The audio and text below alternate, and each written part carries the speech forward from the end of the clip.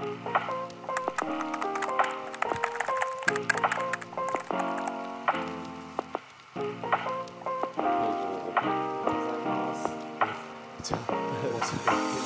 んにちは、トマログです。いや、今回もですね、クリエイターのデスクツアーやっていこうと思います。というわけで今回のデスクはイラストレーターデザイナーのゆうのすけさんのデスク周りを見せてもらいます。イラストレーターグラフィックデザイナーのゆうのすけと申します。よろしくお願いします。お願いします。今回ゆうのすけさんの部屋を見せてもらえることになったのはロケットっていう僕が好きなインディペンデントマガジンがありまして、それのデザインを手掛けられているというところで、今回ちょっとぜひ見せてほしいっていう話をして今回ルームツアーさせていただいております。ゆうのすけさんちょっとね面白い経歴の持ち主だったり、いろいろイラストもすごい可愛い感じなので、ちょっとね後でその辺をお聞きしつつ、まずはデスク周りを見せてもらおうと思います。よろしくお願いします。よろしくお願いします。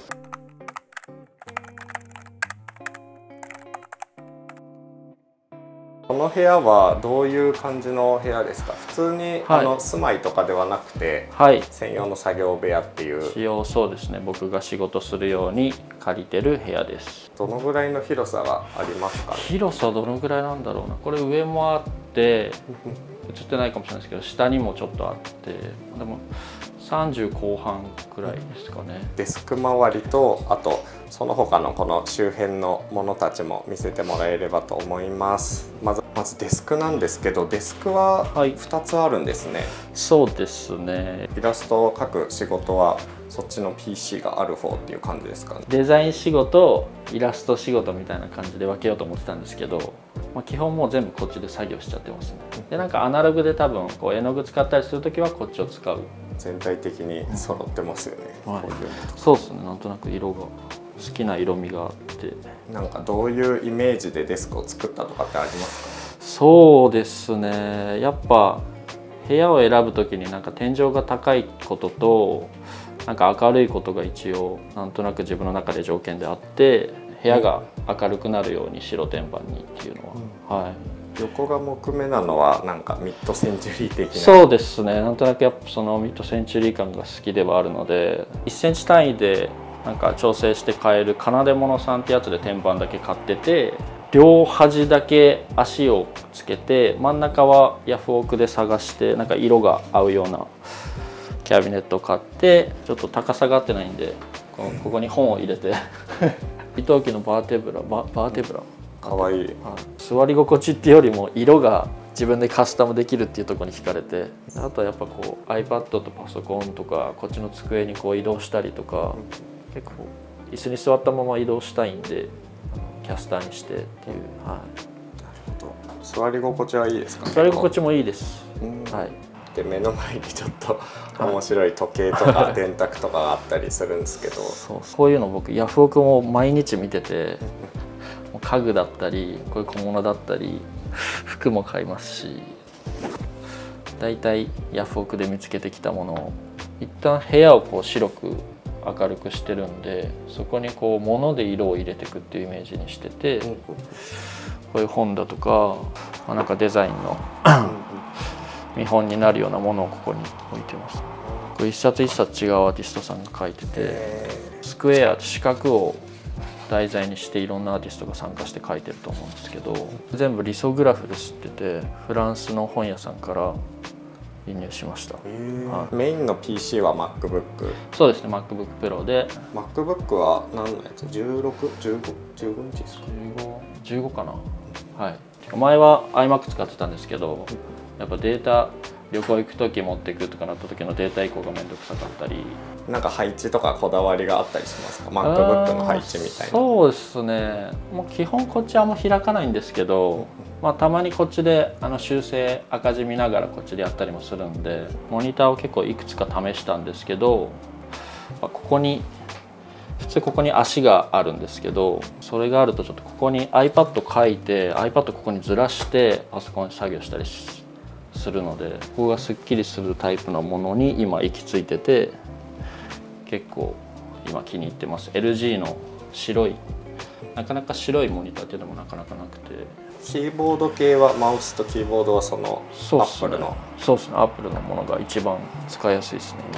今職業としてはイラストレーターとグラフィックデザインっていう感じですか？そうですね、はい。どういう仕事が多いとかって？デザインはもう最近はロゴが多いですね。ロゴが多くて、結構柔らかいけどなんかミニマルすぎない、ちょっとなんていうんですかね、ハンドクラフト感がある方向性のそういうのがやっぱすごい可愛いなと思ってて、それも僕、実はセブンイレブンで見かけて、うおなんだこのビール可愛いと思ってもうジャケ買いみたいな感じで購入して、そしたら奥さんも買ってきてくれたやつだったんですけど、まさか龍之介さんがデザインされているかイラスト描かれてるとはっていうのはちょっと衝撃を受けた。僕はイラストだけ一応描いてるんですけど、デザイナーさんが寄せてくれてかっこよくしてくれて、最近やったやつでちょっと特殊なやつだとアニメーションを初めてやらせてもらって、アポジーっていうバンドの「遠雷」っていう曲なんですけど、結構大変だったんですけど、すごくお気に入り、いい感じに描けて。すげえ。それコマ送りってことですもんね。そうです。やばい。結構色味とかなんかこう建物とか僕の好きなものいっぱい描かせていただいて、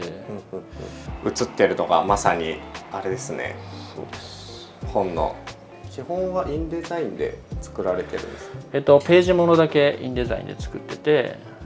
イラストで iPad でイラスト描いてこっちに持ってきてとか、まあでも普段デザインにはめたりするのはもう基本 iPad とイラストレーター。作ってる時はもう全部揃ってる状態ではないんで、一旦ページを全部埋めてって、ページ数が多いんで、一旦ページを全部埋めてって、で最後にストーリーとか考えながらこう動かして並べ替えてます。はい。すごいな、インパクトがあっ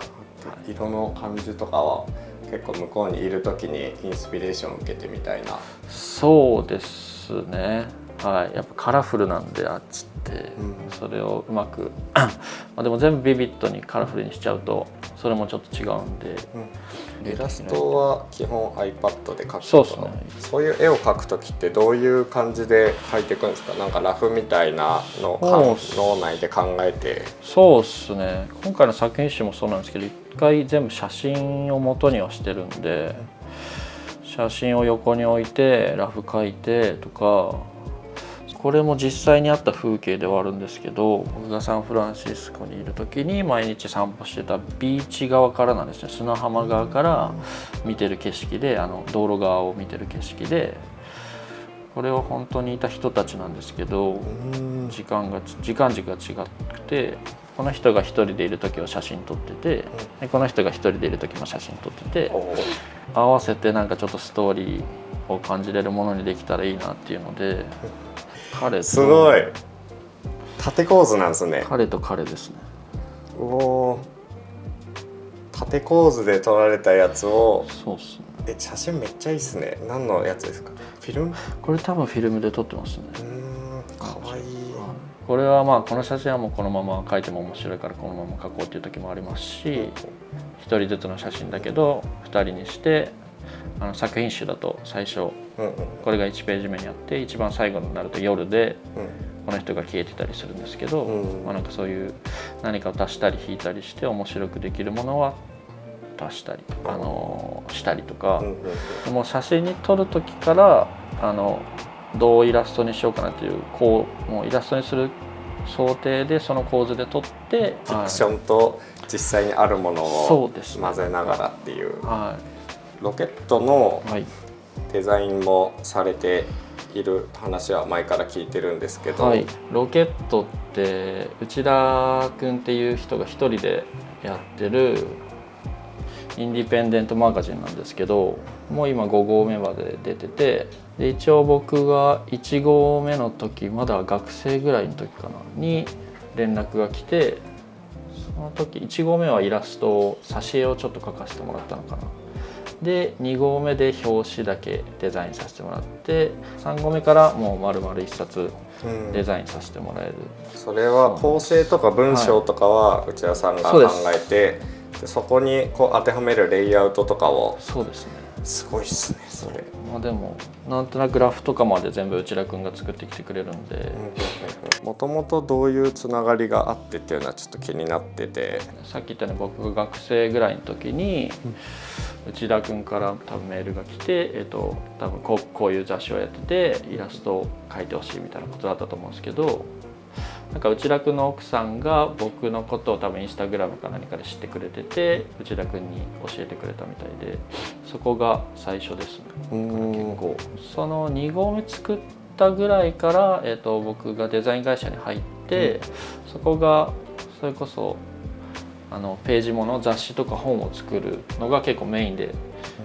やってて、で僕はアシスタントでそこで働かせてもらってたんで、そこからなんとなくこうページもの全然下手だけど作れるようになったんで、多分3合目ぐらいからそうですね、デザインとしてしっかり入らせてもらえる。ちょっとこっち側のデスクの話も聞きたくて、いろいろとステッカーというかそういうのがサンフランシスコ行った時の多分ですよね。サンフランシスコでアメリカでこう集めた紙類を全部こうまとめてたんですけど、ずっと見てたいなっていうのがあって、こっち見ながらインスピレーション受けつつデザインしたりイラスト描いたりできるように、いつでも見れる資料みたいな感じで、とテンション上げてくれるしみたいな。すごい。ペーパータオルとかこのスタンドライトとかもちょっとやっぱイメージが。そうっすね。これもヤフオクで見つけて競り勝ちました。すごいシャープなんだ。そうなんです。こんなの出してたんですね、昔は。すごいですよ。これはユトレヒトさんで配ってたポスターなんですけど、ちょっと日に当たって色が全然変わっちゃってるんですけど、アメリカのスーパーで普通に飲んでたものなんですけど、やっぱスペイン語なんですよね。でアメリカの表記がシールで書いてあるんで、メキシコ産なのかもしれないですよね。なんかメキシコのやつはサトウキビからできてるから、アメリカ国内で倍の値段がするみたいな、なんかで見ました。そうなんですね。あったりとか、そうですね。インドアウトのケチャップとか、普通にテイクアウトで1人分のハンバーガー買っただけなんですけど、多分わしづかみでケチャップ袋に入れてるのか、すごい量のケチャップ入ってて。椅子はビームズですか？これソースビームズのハーマンミラーのテンション上がって買っちゃったやつですね。ストレス台で書いたりとか、パソコン上で作ったデザインをプリントアウトして手書きのニュアンスを出したりとかっていうのをこれでやったりもします。なんかアナログで残ってるイラストとかってありますか？あるかな。あれですね、それこそ大学生の時寮で描いてたイラストなんですよね。そうなんですね。それがなんか多分ピンタレストとかで結構回ってて、で海外のこの出版社の方からメールが来て、すごい。なんかスニーカーの本の表紙にしたいっていうことで、売ってくれないかこのイラストみたいな感じで。すごい。大学の時描いてたイラストがこうやって日の目を浴びて嬉しいです。すげえクリエイター冥利。この棚とかもやっぱ面白いものがたくさんインスピレーション受けてる系のものとかってことですか？そうっすね。近いとこにこうテンションの上がるものを置きたくて、この表紙とかめっちゃ好きで、色の使い方とか写真の雰囲気とか、何かの雑誌です。アメリカで買ったかな。そうですね、写真集とか、そういうもの置いてますね。ワイヤードがいっぱいあります。はい。多分描かせてもらったやつ、イラスト描かせてもらったやつを竹村塾っていう方のやつを描いてて。すごい。あそこのイラスト全体を。最初はなんかなんだっけ、連載のちょっとしたやつを描かせてもらってたのからスタートしたんですけど、このロゴ、これはロゴを作らせてもらったんですよね。ワイヤードユニバーシティ。かっこいい。ワイヤードってめっちゃなんか紙のレイアウトとかも可愛いし、デザインめちゃめちゃかっこいいんですよ。同じようなページが全然ないですよね。そうなんですよね。それかがっつり書かせてもらって、そこもそうなんですね。2019年。ディープテック。結構初期のゆるいボールペンイラストみたいなやつで書かせてもらったんで、なんかそれがすごい嬉しくて、うますぎる。結構この頃もうなんか誰風に描いてくださいみたいなクライアントワーク結構多かったんで、なんか自分らしく描けたなみたいな感じでちょっと嬉しかったですね。なんとなくこういう感じのを表現したいっていうのは来てて、難しいなと思いつつ、まあなんとか形になった。こういろんなこう昔の古い機器がどんどん iPhone に全部集約されちゃっていくみたいな。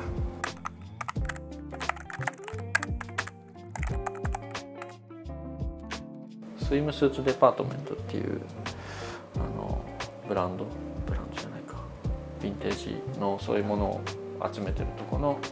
多分オリジナル商品でカラフルなものを置いてみてます。大学生の時からこれ使ってて、一人で下北行ったり多摩川行っていろんなものこれで撮って、最近ちょっと調子悪くなってきたんで最近ちょっと買い直しましたね、綺麗なやつを。あんまりその撮る時になんか調整したりとかそういうのをしてるとこう撮りたいもの撮れなかったりするんで、もう全部オートで撮りやすいし、写りもすごいいいし、軽くて持ち運びやすいし、めちゃめちゃちょうどいいんですよね。白もありますもんね。そうですね、白もありますね。仕事した本とかを入れてたりもするんで、なんか表紙を書かせてもらったものとか、デザイン会社時代に書いた「悪魔の辞典」って言って、これ1ページ1ページこうイラスト書いてあるんですよ。これすごいすごい言葉があって、ちょっと意地悪な説明があって、でイラストは一から僕がだからどういうイラスト描いたらいいかなっていうのも考えて一個一個描いてて、やっぱり文化系の少年が最初に味わう挫折で、こうメガネ文化系メガネで逆上がりしてたら面白いかなとか、結構まあもうパソコンでラジオ聴いてることが多いんですけど、なんか気分が乗ったら基本レコードでかけて、好きなアーティストのはなんかレコードで欲しくなったりもするんで、そういうの買ったらこれで流して、多分古いんですけど、結構ちゃんと動いて、リピート機能があるのがめちゃめちゃでかいんですよね。サンフランシスコいる時に友達に教えてもらったアーティストで、ファーコーストのタイトルのちょっと元になった、なるほど、アーティスト名。はい、というわけでイラストレーターのゆうのすけさんのデスク周りと作業環境を見せてもらいました。本当にね、いろいろともっと掘りたいところはたくさんあるんですけど、ちょっとね編集が大変なので今日はこれで終わりにさせていただきます。ぜひゆうのすけさんの作品集もリンクを貼っておくので、ぜひぜひ気になった人はチェックしてみてください。どこから買えますか？僕のオンラインでも買えますし、結構いろんな書店さんにも今置いてもらってるので、蔦屋さんとかちょっと SNS などチェックしてもらえたらと思います。はい、お願いします。あとインスタのアカウントも載せておくので、ぜひ見てみてください。というわけで次の動画でお会いしましょう。ぜひチャンネル登録もお願いします。次の動画でお会いしましょう。トバログでした。すごいのがデジタルで書いたとしても、この部屋も写しても大丈夫だったりします。全然大丈夫です。紙に書かれたっていうのはちょっと信じられないですね。そうです。こんにちは、トバログです。今日は久しぶりにルームツアーをしていきたいと思います。お願いします。よろしくお願いします。はい、というわけで今日ねお邪魔してるのはイラストレーターの目黒圭さんのアトリエですね。実は知り合いのね大石優香さんっていう YouTuber の人がいて、彼女の動画僕よく見てるんですけど、ライブ配信の時に圭さんが生出演というかライブ配信で出演されてて、インスタグラムを見てたらめちゃくちゃかっこいいイラストを本当に紙と鉛筆だけで描いているのに、こんなになんかリアルな柔らかい表情が出せるのかみたいなのをその時すごい感じて、ぜひこれはもうどういう風に描いてるんだろうっていうのを取材してみたくて、今回コンタクトさせていただいたっていう。私も実はゆかちゃんとライブ配信してる時にトバログってオフィスツアーのトバログさんだと思ってめちゃくちゃ嬉しいです。あんまり表に出るイメージがないんで、こういう動画とかでオファー受けてくれるかなとか思いながら食い気味に OK したの早速見せていただくんですけども、多分この動画を見てる人で圭さんのことを知らない人もいると思うので、簡単に自己紹介だけお願いします。目黒圭と申します。東京在住のイラストレーターで、昨年までニューヨークに15年間住んでおりました。で、最初はニューヨークに行ったきっかけは美大に留学という感じで入って、もともとはグラフィックデザインで卒業してお仕事を何年かしていたんですけども、仕事の終わりに描き始めて SNS にアップしたところ、そこでお仕事をいただけるようになったので、気づいたらもう10年ぐらい絵を描いている感じです。すごい、めちゃくちゃもうツッコミどころというか聞きたいところがたくさんあってまずそもそもなぜイラストを描き始めたのかとか、そこで仕事をしようと思ったきっかけはとか、そういうのもね後から聞いていきたいんですけども、はい、まずはやっぱりこの動画の趣旨としてルームツアーをしていきたいと思います。はい、よろしくお願いいたします。お願いします。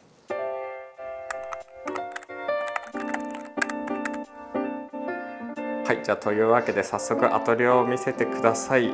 めちゃくちゃ広いですよね。なんかもともとインスタグラムとかで見てるとニューヨークのアトリエのイメージがすごい強くて、そういうイメージで東京でも家を探したっていう。そうなんですよニューヨークのお家はブルックリンにあって、もともとはその工場をアパートとして改装した感じの場所だったので、だから天井の高さだったんですよ。で光の感じがやっぱ欲しいなって。ここは割と広さで補えるかなと思って、ここは自宅兼アトリエだと思うんですけど、基本はここで作業したりイラストを描いたりっていう感じですかね。そうですね、もうずっとここに座ってるかそっちに座ってるかって感じでこのインパクトの大きいヴィンテージっぽい椅子があったり、おそらく手前がイラストを描く用と作業する用で分かれてたりで、結構面白い組み合わせなのかなと思うんで、1個ずつ部屋を見ていければなと思います。もう見えてるんですけど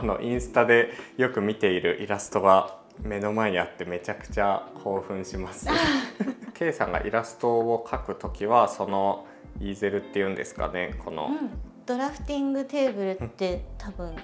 言うのかな。これはアナログの時はここにずっと座ってる感じです。これも実はヤフオクで見つけて、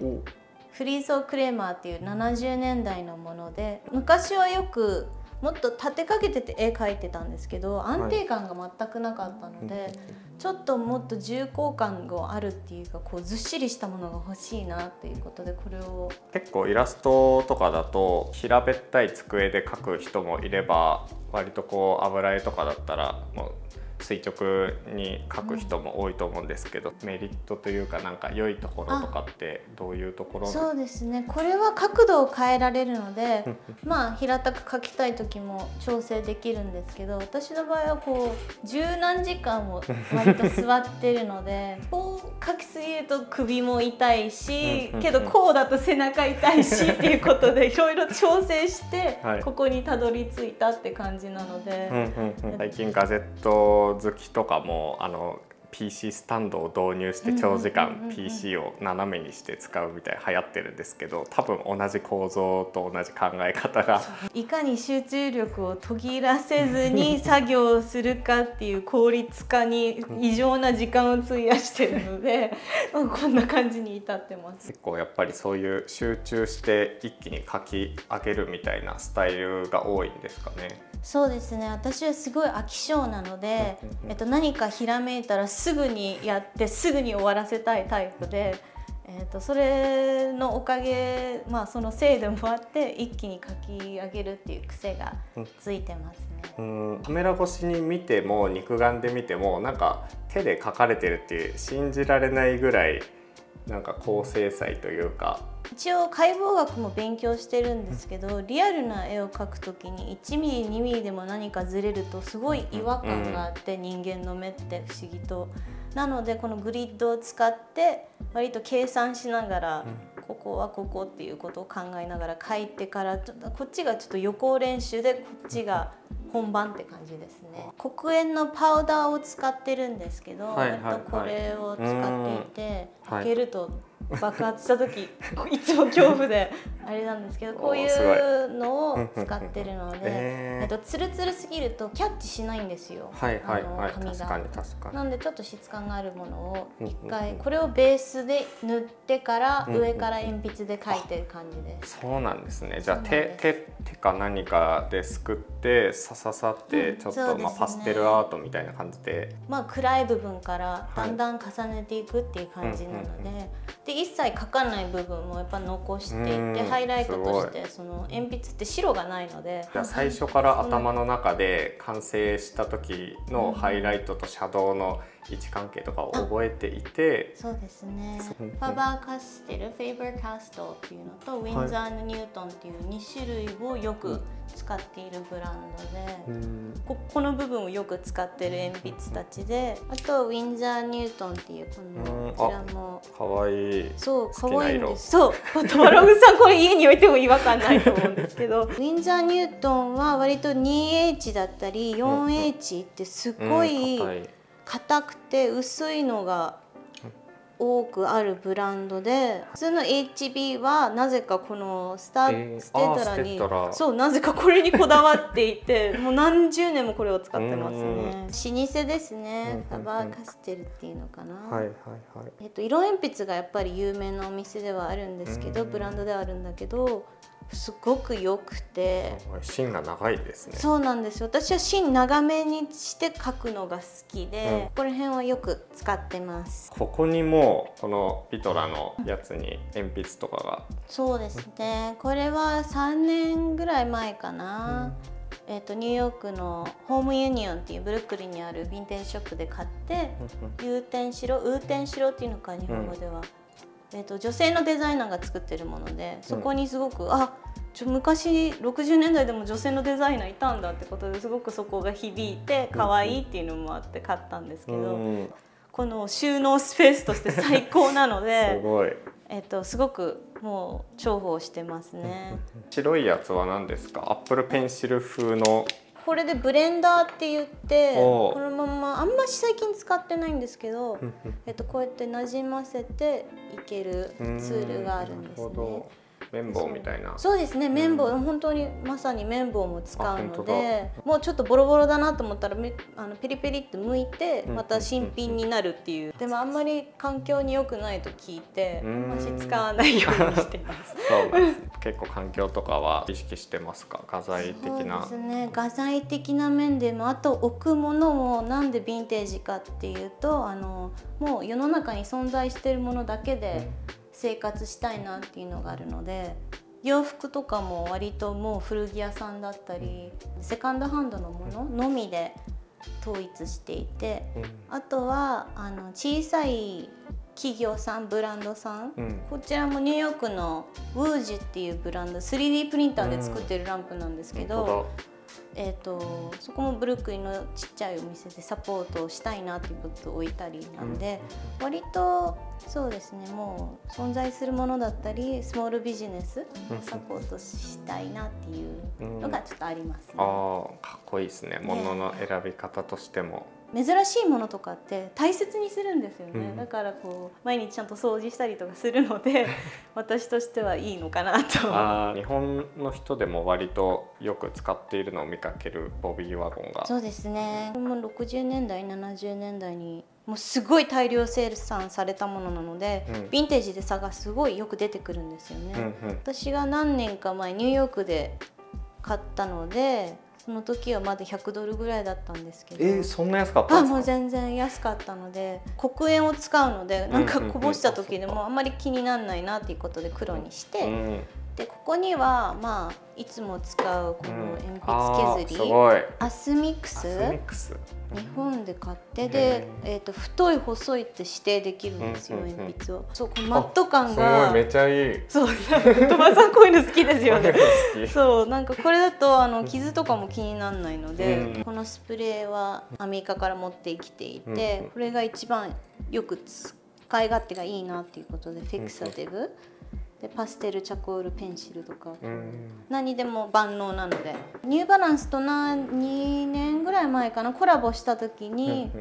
T シャツのデザインを何個かやらせてもらったのと、普段使ってるキャンバスの色に寄せて、で私は今もまあ服装もそうなんですけど、割と色を一色1個入れるのが好きなので、今のネイルの色とちょっと被るんですけど、たまたまそうこれがリアルな私っぽいなと思って、うん、そうこんな感じでババッと出るので、メイクアップアーティストの人も多分これ使ってる人とかも多いんですけど、消しゴムたち黒鉛チャコールをここに置いていて、粉のやつを固めたものですよね。そうですね、固めたもので、これだと、あんまり結構質感がすごく強めに出ちゃうので、私は割と黒鉛を気に入っていて、でもこっちも割とよく使いますね。これは、その日本のものですね。はい、折ったりして、あとすごいブレンドしやすいっていう特性があるので、木炭ってそうなかなか使わないと思うんですけど、お香みたいですね。そう、確かにこう一時期昔は水彩を使ってたので、水彩画の美大時代から捨てられないブラシだったりとかが、思い入れのある、そうなんですよ。なんか別にもういらないんだけども白黒だけど結構複雑な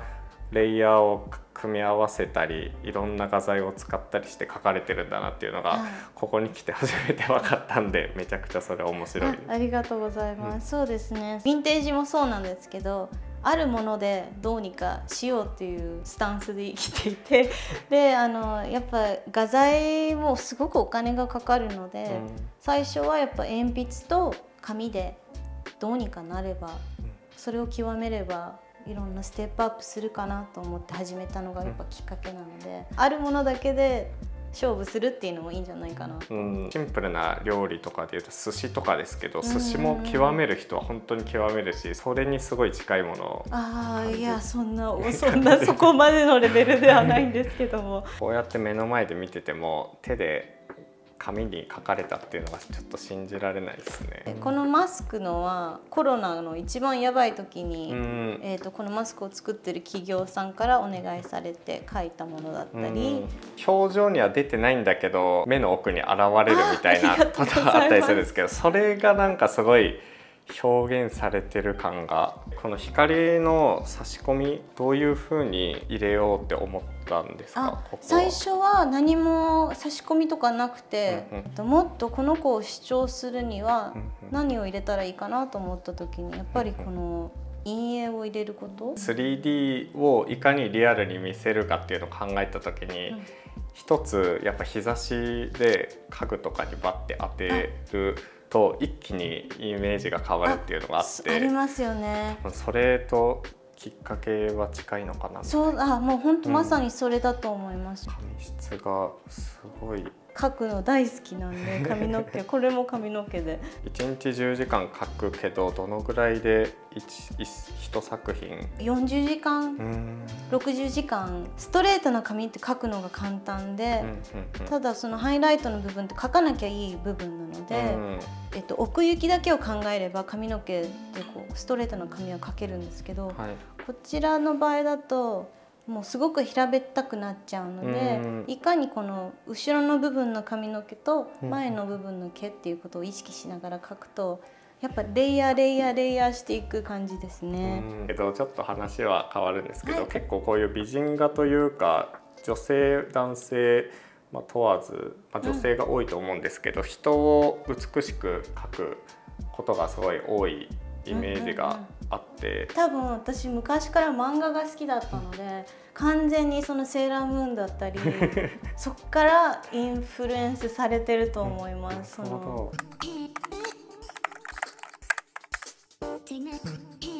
イラストを描くのはさっきの机だと思うんですけど、デスクワークとかそっちの机の用途みたいなのを教えてください。そうですね、こちらの方でよくデジタルのものを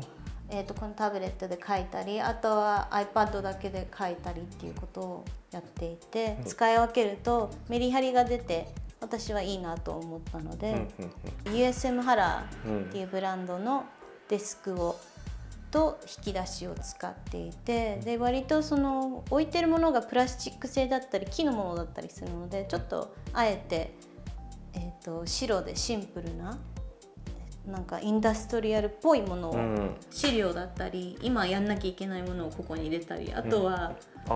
マックスを透明なのであんまりこう威圧感がなくて好きだなと思って、ライトはダイソンのやつですよね。そう、このダイソンのライトをもう 2,3 年使ってるのかな、ダイソンに送っていただいてからずっと使っていて、さらっといくんですね、そう色温なんですよ。度。上の部分をこうやって外のライトとちょうど同じライトにしてる感じで、だから日が暮れていくとだんだん暗くなっていくんですね。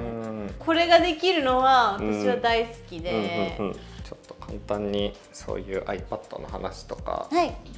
どういう風な作業をしているのかみたいなのを。 MacBook Pro をはい2019年かな、これは、大石ゆかちゃんに新しいものにした方がいいよっていうのとでスペックとかもすごい徹底的に教えてもらったのでこれにして、最初からその壁紙になっていて、自分で作ったんですよ。すげえ。これそういうの気になります？あ、それめっちゃ気になります。実はそうなんですよ。これ作ってPhotoshopとかしかやっぱ使わないので、今プレミアとかもあるんですけど、ほぼほぼここ3つをよく使っていて、インデザイン、イラストレーター、フォトショーですね。であとは音楽聴くのに Spotify だったり Chrome だったりなんですけど、Photoshop で最終的に絵を仕上げるっていうことをやってるので、最初、クライアントさん見せる時とかこういう感じでざっとしたスケッチなんですよね。構図的なものを、でそこから鉛筆で描く感じを一旦ここで収めて、やっぱこの段階だけだとやっぱどうしてもぼんやりした絵に見えるので、これをスキャナーに取り込んで、さっきの描いた絵がこういう感じになるんですけど、やっぱりちょっとディテールが消えちゃうなっていうのがあって、もう一回上から描き足すっていうことをやっていて、やっぱりこのハイライトを入れるともっと全然違うと思うので、すごっ。こんな感じでワコムもう超ボロボロなんですけど、ワコムか、あとはフレスコを使って描いてるので、鉛筆では実現できないこの白っていうのは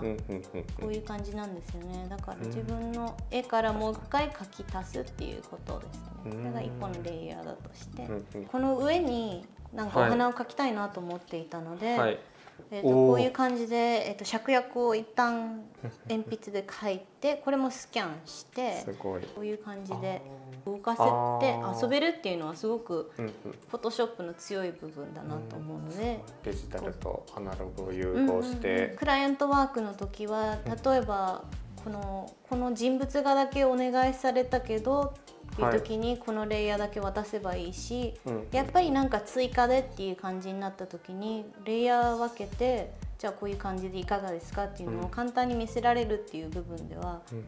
すごくやっぱデジタルは強いなっていう、その鉛筆だけではできない部分だなと思うので、うまく使い分けというか、融合しながら使われてるんですね。そうですね。すごいな。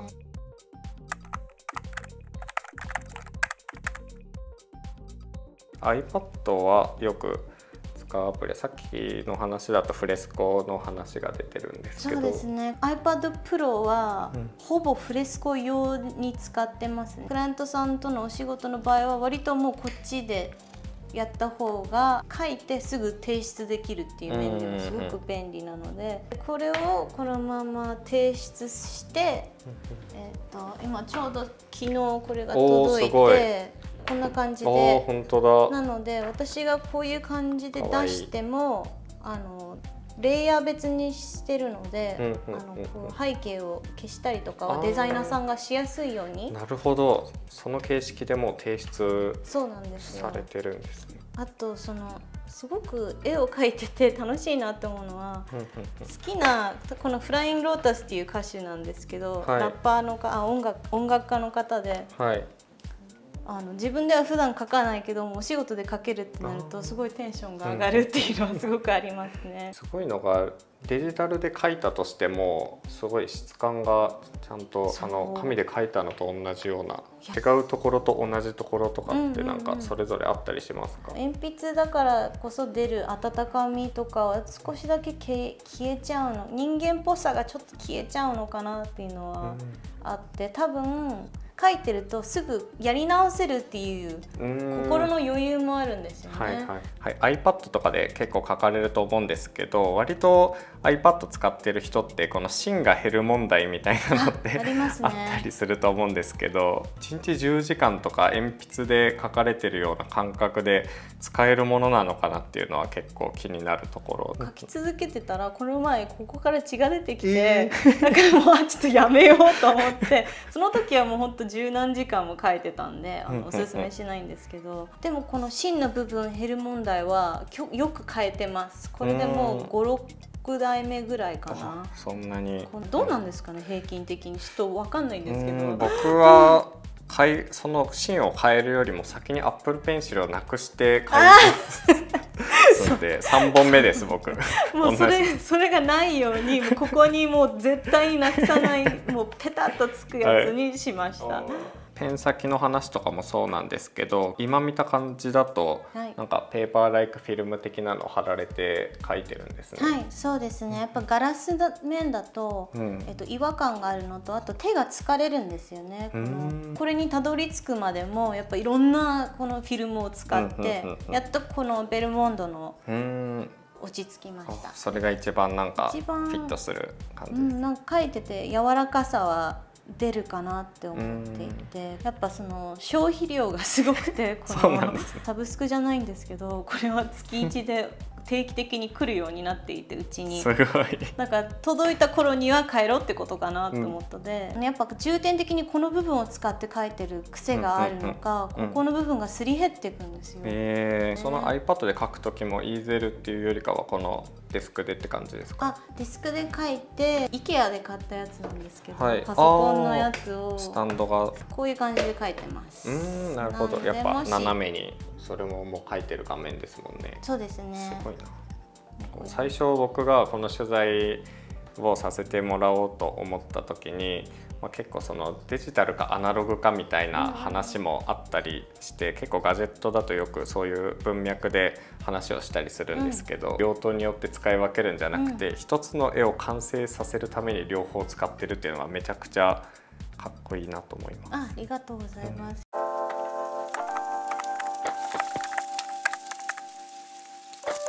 重厚感がめっちゃある椅子がなんかマルセル・ブロイヤーの50年代か60年代だったと思うんですけど、これもニューヨークのヴィンテージのセラーから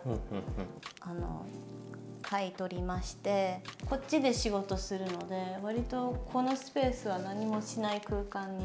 したいなと思ってて、サーペントって言って、サーペン、もう本当にヘビっていう意味なんですけど、イタリアのデザイナーの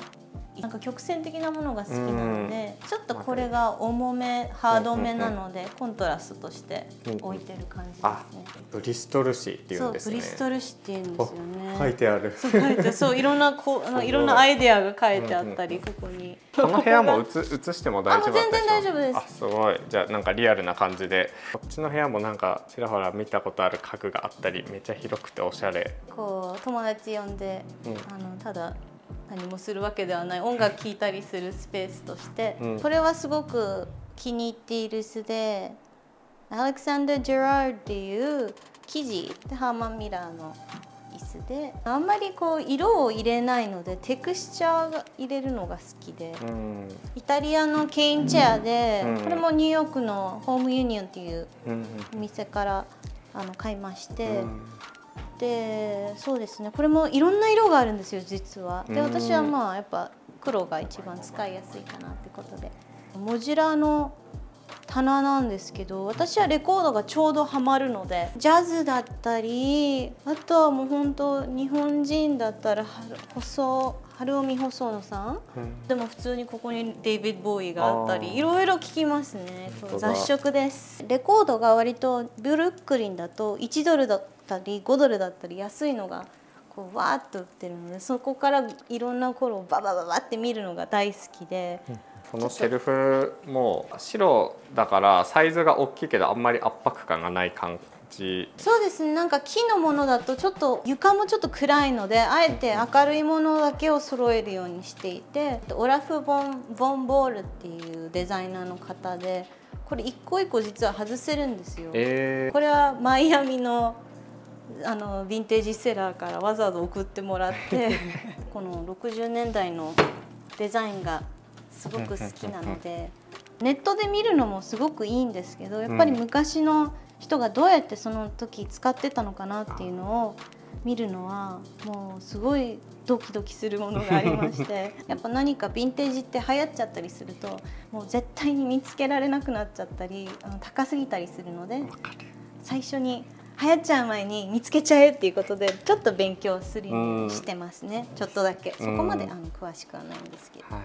最近デンマークの家具歴史みたいな本読んでるんですけど、そうですね、もうデンマークのマッツ・カプラニっていうカプラニランプっていうのかな日本語では、やっぱすっごい可愛いなっていうので一目惚れして買ったんですけども、これはちょっと日本では今は見つけられないのかなっていうぐらいちょっと人気になってしまったので、あとはもうこの東郷ソファーはもうあれですよね、定番ですよね。はい、というわけで今日は K さんのこのアトリエと、あと実際にね絵を描いてるところだったり、仕事の仕方だったりを見せてもらいました。いや本当になんか僕 YouTube として今活用してるんですけど、その全く全然違う道具を使って違う働き方をされてて本当に面白かったです。いやもうこちらこそありがとうございます。なんかガジェットのチャンネルでこんなアナログなものを出していいのかという、結構この動画見てくれてる人でも、美大だったり大学でデザインやってる人だったり仕事でも結構そういう仕事の仕方したいなっていう人もいたりするので、そういう人の参考になれば嬉しいです、はい、というわけで今回はこの動画を終わりにします。じゃあぜひ気に入っていただけた方はこのいいねボタンとチャンネル登録お願いします。それでは次の動画でお会いしましょう。とまろぐでした。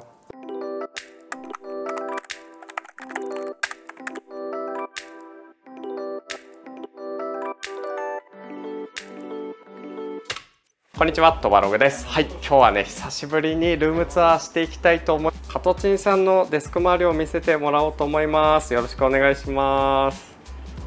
めっちゃなんか緊張してないですか？実はカトチンさんとの出会いは前にもカバンの中身取材させてもらった翔くんっていう友達がいるんですけども、めちゃくちゃ面白くてすごい人がいるぞっていうのでちょっと紹介していただいたのがカトチンさんで、それ以来ちょっとガジェットの話とか僕が全然知らないようなカルチャー含めガジェットの組み合わせの話みたいな、そういうところをいろいろ話をさせてもらっていて、じゃあそういう人が選ぶものってどういうものなんだろう、どういう意図があってこういうのを購入しているんだろうっていうのがすごい気になったので、今回デスクツアーの方をさせていただく感じとなります。じゃあカトチンさんのことを知らない読者ももしかしたらいるかなと思うので、ちょっと簡単になんか自己紹介的な自己紹介、アートディレクターっていう一応仕事内容を仕事してるんですけど、本業というか、グラフィックデザインをやりながら、そういう広告のビジュアルとかそういうのを作る仕事をしてます。企業のインターナルの資料というかなんていうのかな、そういうものを作ったり、こういうビールが置いてあるんですけど、よく飲んでるやつ、最近ケースで買いました。これもともと海外のビールだったりするんですけど、それを日本に持ってくるときに、必要なそのアダプテーションというか、アートディレクターってなんか漫画とかでは読んだことあるんですけど、具体的にどういう仕事をなんか進めていくのかとかはあんまり分かんなくて、仕事にもよるし、ちょっと人によってもアートディレクターの仕事の範囲って全然違うと思うんですけど、基本的にはなんか作りたいですね、クライアントっていうか、なんか広告主がいて、それこういう広告作りたいよっていう時に、こういう印象のものにしようとか、ものをこういうふうに受け取られるものにしようとかっていう制作物とその受け手のコミュニケーションを作るみたいな感じですね。それをデザイン的な手法で、そのアートワークとかそういうビジュアルの、そういう見え方みたいな部分を作っていくっていうようなことをやってますね。ありがとうございます。めちゃくちゃ楽しみですね。この感じで結構めちゃくちゃ汚いですけど、なんか積み重なってるものがある方が取材しがいがあって面白いんで、個人的にはこの方が嬉しいです。こんな感じでディスプレイがあって、MacBook があって、で周りにいろいろある感じなので、今回はこのね作業スペースを含め、椅子とかその仕事の仕方みたいなところについて、お聞きしていこうと思います。よろしくお願いします。お願いします。じゃあデスク周りを早速見せてもらいたいと思います。これはそのさっき言ってたあれですよね、コワーキングスペースというかシェアオフィスの自分の専用のデスクって感じですよね。まあここからここまででクリエイターのデスクっていう感じがいやでもすごい、まあ、実際仕事と関係ないものも多いですけどね。だいたいアップル製品でガジェットは統一されてるなっていう感じがして、下に MacBook を置いて上に大きい画面で確認するっていう。そうですね、まあ、作業はこっちでやることの方が多いですね。まあ、こっちはなんかチェックとか、そう作るのはこっちでやって、じゃあチェックしてみたいなのが多いかもしれないです。今使っているのは MacBook Pro の M1Max の MacBook Pro ですね。M1Max、メモリ64ギガのゴリゴリの、まあ、この前は Air 使ってたんですけど、まあ、やっぱり結構大きなデータを扱うことが多くて、まあ、それでもまあやれないこともなかったんですけど、まあこっちのプロの方が全然いい環境で、あとはまあディスプレイがレベルがやっぱ全然違うんで、まあ、ちょっと若干重くはなったんで、電池の持ちとかもやっぱ悪くなったし、エアに比べたら。だからまあまあ完璧ではないけど、まあ、現時点ではベターっていう感じで。結構デザイン系の人は割とこのデスクトップ PC とかでゴリゴリデスクに向かってやるイメージが強いんですけど、昔は iMac 使ってたんですよ。結構そのスペックも高く上げた iMac がメインのマシンで、まあ、サブでノートを持っててっていう感じだったんですけど、で結構こういろいろ飛び回ってた時期があって、そういう時にやっぱりノートがどうしてもメインになってくるんで、メインマシンになってくるんで。でまあ、そこでやっぱノートである程度仕事ができないといけないなっていうので、もうノート1本で、環境もなんか外ではノートでやって帰ってきたら iMac でやってやっぱちょっとマシンも変わっちゃうし、旅先とか、まあ、出張先でもこういうデスクでも同じマシンで同じ環境で仕事できるようにっていうんで、まあ、ノートになった。まあ、それもベストかどうかわかんないですけどね、模索中で、まあ、今のところはそれがいいかなっていう感じ。だからもうマウスとかも10年以上使ってない気がするし、そうなんですか。トラックパッドだけで今は。そう、トラックパッドだけで、まあ、これも最初は慣れなかったけど、もう出張先とかで例えば移動の車の中で作業したりとか、まあ、飛行機とかもそうだし、なんかそういうことも多かったんで、これでなんかデザインできるように なりたいなと思って、まあ、ずっとやってたらもうこっちの方が使い勝手が良くなってきちゃいましたね。僕動画編集の時とかだとトラックパッドずっと使ってた派だったんですけど、腱鞘炎みたいになっちゃって。なりました。僕も5年ぐらいかな、ずっとここ腱鞘炎で悩んでて、なんかいつの間にか治りましたね。まあ昔よりもそれこそデザインっていう仕事がちょっと減ってきてるのかもしれない。ディレクションの仕事になってメッセージとかがメインみたいな。そうアップルのなんだっけ、スタジオディスプレイ、スタジオなんていうんだっけ、XDR アップルで統一してるのでいうと、やっぱ色の違いとかがディスプレイによって出やすいからってことですかね。なんか昔は結構色とかシビアで、特に印刷物に対して色をこうちゃんと揃えていくっていうのは結構大事だったんですけど、今はそもそも印刷するものも結構少なくなってて、最終的に見るデバイスも Apple 製品の、ね、iPhone とかだったりするんで、結局ここで色を作ってた方が再現性が高いなっていうのが、そう自分の中ではそういう感じで。結構デザイナーの人ってやっぱり Apple がすごい好きな印象があるんですけど、単純に使いやすいっていうのもあるんですけど、もともと小学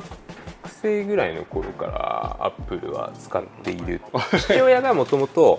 そのエンジニアみたいなことをやっていて、でまあ昔のパソコン NEC の98とかそういうのは家にあったんですけど、まあこれからちょっと Mac の時代が来るって父親が言い出して、すごい100万ぐらいする Mac を当時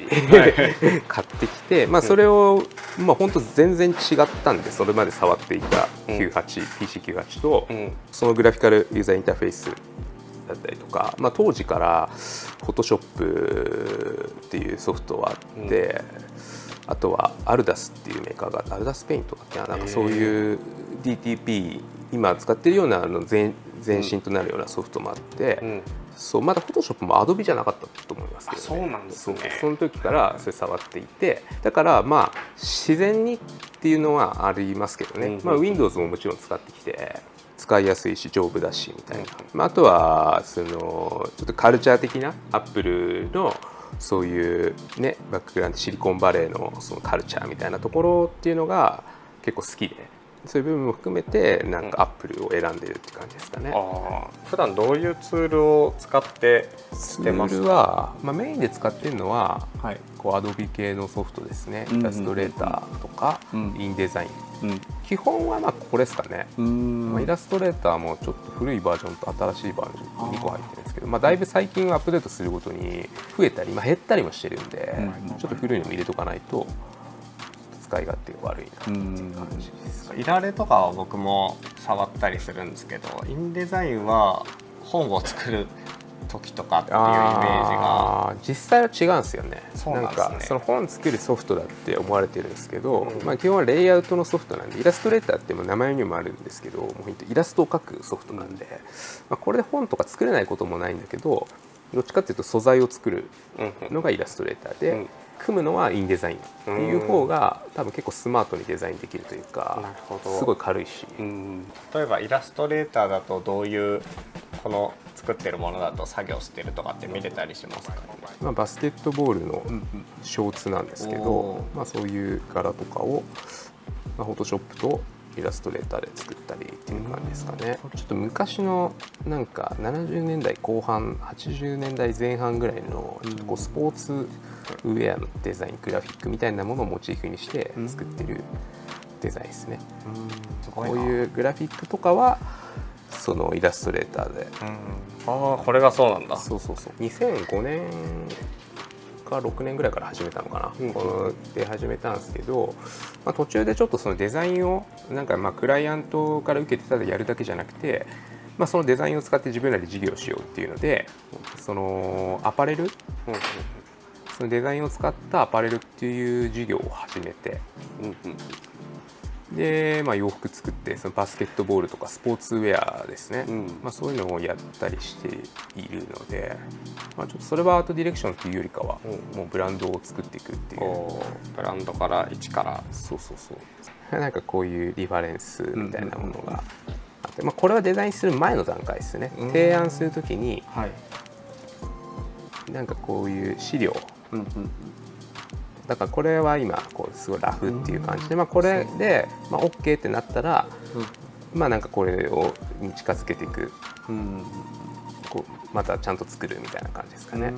カトチンさんの場合だと結構こうやって自分で作ったもの、なんか腕があるから作れるじゃないですか、で実際に作ってこうやって世に送り出すみたいなところまで全部できるのすごい楽しそうですね。そうですね。なんかだから時々自分だったらこういうものがいいなって、それがなんかうまくそのクライアントの目的とうまく合えば、そう自分の感覚を結構フルで入れて作るものっていうのも結構多いですよね。なんか今自分が作ってるジン、まあ、これはクライアントワークというか自分の作品として本を作ってるんですけど、なんだろう、あんま演出でこう見せていくというよりかは淡々と、しかも iPhone とかでストーリーズ用に写真とか撮るじゃないですか、縦位置の、なんとなくその感じがずっと続いてるだけ。すごい。それはどこ？ロンドンですか？これはニューヨークか。ニューヨークのジンですよね。ニューヨークにそうですね、去年行ってきたののこうちょっと旅のレポート的な、この Vlog っぽい雰囲気を紙に落とし込むのめっちゃこれはねやっぱやってみてめちゃくちゃ良かったですね。ちょうど本も出来上がったけど、すごいやっぱジンとはいえめっちゃちゃんとしてる。ジンのつもりだったんですけど、結局なんかちゃんと作っちゃってジンというよりかはまあ本になっちゃって、そのまま売れるやつですよ。これもね全部これで撮って iPhone で、なんかまあやっぱ旅先で海外なんで、なんか仰々しく一眼レフで撮るというよりかはもう目の前にあるものをどんどんスナップしていって、まあ、これ実際マラソン大会に出て走りながら撮ってるんで、まあ、これはやっぱ iPhone じゃないとなかなかできない空気感は確かにね。 SNS とかでこう写真を上げたりもするんですけど、やっぱそれをあえて紙にするとやっぱいいなっていうのは。なんか iPhone で快感というか、意外とねしてる感じすごいな。結構なんかこれはやっぱランニング系のものっすね。こういう服とかメダルがメダルがなんかもう何のメダル？大会ランニングの大会。ランニングのマラソン大会ですね。マラソン大会か。フィニッシャーメダルって言って完走するとか、これはこの間の4月の末にロンドンマラソン。これはまあケアグッズ。ケアグッズちょっと多分見たいですね。ケアグッズ面白いはやつ結構あれば。やっぱマッサージ系とか、まずマッサージ系でいうとなんかトラックボールこういうね、ボール類、ボール類で筋膜リリース的なものだったりとか、あれも海外っぽいですね。これはね海外ですよ。これは海外。これはなんか水に溶かすとスポーツドリンクになるやつ。そんなのあるんですか？そうそうそうタブレット的な。そうタブレット的なスすごっーパー。ワセリンは大事。擦れるんで体が。そういう擦れやすいところ。すごい。仕事中にそれこそさっきの切り替えのタイミングで走ったりとかっていうことも結構あるんで、ここに常に置いておいてケアしてるって感じですかね。なんかさっきこの取材始まる前に、昨日も20キロぐらい走ったっていう話走りました。そんなになんか気軽に走れるもんなんですか？ランニングやってると走れますね。あ、そうなんですね。始めた頃は全然無理だったけど、ランニング始めたのは 3,4 年ぐらい前なんですけど、それまではまあほぼ体を動かしてなくて、でこういうデジタル機器に囲まれて割と座って仕事をずっとしてるっていう感じだったんで、ランニングを始めてからもう本当外に出て、その間はまあ仕事はできないんで、強制的にちょっとそういうリセットされるだったりとか、ちょっと体と向き合うみたいな、そうただジョギングしてるだけとかでもなくて、割とちゃんとねレースに出たりもしてるんで、自分の体のコンディションとかこう走る走力が上がっていくとか、なんかそういう楽しみもなんかありながら、やってますね。確か任天堂スイッチライトみたいな。スイッチライトみたいなね。大物の低周波マッサージ、おしゃれなものとしては好きですね。そう結構いい。普通別に走ってなくてもこれ別に肩とか腰とか、その電気でこう筋肉を動かして、おばあちゃんとかが結構やってたイメージですね。そうで今結構進化してアプリとこう Bluetooth で接続して、そのマッサージの仕方とかコントロールを全部アプリで操作できるっていう感じで、それ持ち歩いてる人初めて見ましたね。そう練習する時とかぐらいですかね、持ち歩くのは。ちょっとでかいんでもっとちっちゃいやつをなんか買おうかなと思って、ドクターエアの結構強めの、そう走った後するケア。なんすかそのバームみたいなのは。これはねマッサージ、筋肉とかそういう体をマッサージするバーム、専用のがあるんですね。そう専用のがあって、この間ロンドンでちょっと見つけてきてめちゃくちゃいいなみたいな。どう違うんですか？これは CBD が入ってて、そうアスリートがなんか作った。そう CBD って皮膚からも吸収する。どうなんだろうね。ちょっと詳しいことわかんないけど、めちゃくちゃ気持ちいい。椅子とかの話はまだしてなくて、なんかできればハーマンミラーのアーロンチェアっていうやつで、結構人間工学に基づいた椅子の王者的な感じで、デザインもいいし、ベストコンディションで仕事をしようと思って買ったんですけど、なんか最近こうちょっとこう運動するようになって、もうちょっとこうね逆に背筋伸ばしてた方がいいなみたいな、こういう感じですよね。そうそう、あんまりこのいらねえなみたいサポートが、そうそう、これいらねえってことに気づいて、これ置いちゃうってちょこんと座るみたいな、ちょこんと座って、なんかこう背筋を伸ばして仕事をするっていうのが今のスタイルになってます、ね。めっちゃおもろい。やっぱそれ確かに運動してるからこそのなんか使い方じゃないですか。そうかもしれないですね。なんかやっぱ結局椅子より体だなっていうのが感じますね。色の指示をするイベントとかで造作を作る時とか、この色でお願いしますっていう共通の色のパレットをやっぱ持つことって施工会社さんだったりとかとやっぱ大事なんで、人によって使う機種とかなんか OS もバラバラだったりするから、その共通言語としてそうですね、こういうのがあると、この色のなんかあれないんですけど別の色でなんかいい色ありますかとか、これ iPad は今ついてないのかな、まあ、あんまり使わないですけど、時々イラストみたいなものが必要になったりとか、あとあれですね、提案用にラフスケッチを描くとか、なんかそういう時に昔は普通に紙に書いてスキャンしてみたいなやってたんですけど、まあ、今はもう iPad でやっちゃう。この感じですね。これはやっぱ全部入れておかないと、やっぱこうみんなでね作業場で共有してたりもするんで、特にこいつはやっぱどっか行っちゃったりするんで、こういうね名前。かわいい。出てんじゃないかな、まあ、こうおお、全部そうそうそう、全部ついてます。これもデザインは自分でされて自分で印刷してっていう。これもデザインもクソもないですけどね、まあ、こういうシール名前できるやつ、ブラザーのやつですかね。現場に行くのだとこれは必須かもしれないですね。これもついてる。そうそうそう、イベントの施工とかで、そういうディレクションするときにリアルイベントのその現場にもやっぱり行ったりするんですね。行ってますね。まあ、イベントの仕事は結構多くて、まず電卓はね、必要ですね。電卓使いますか？電卓一応これね、アプリにも電卓ってあるけれど、やっぱこっちでデザインしながら計算しながらやっぱやっていくこと多いんで、ピクセルの幅とかそうですね。こだわり全然ないですけど、無印のやつですかね。昔、今出てないと思ったんです。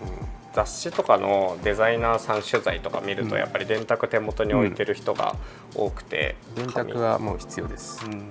紙とかで、そうそうそう、紙の本とか作るときは、まあこういうね塚の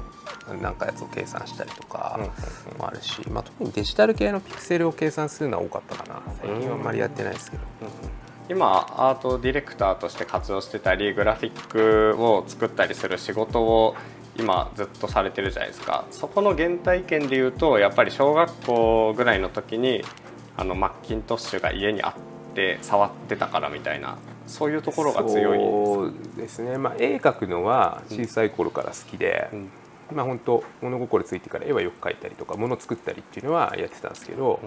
まあ、それでそういうパソコンみたいなものでそういうのをやりだして、まあ、好きというか特技的な